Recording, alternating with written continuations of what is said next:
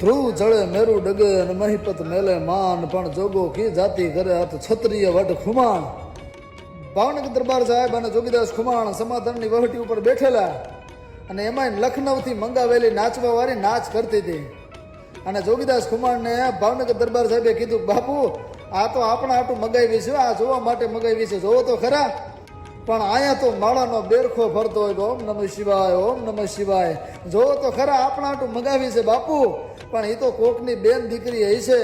જોગીદાસ ખુમાણ પાપણનો પડદો ઊંચો કરે ને તો ડાડો હુરજ લાજે.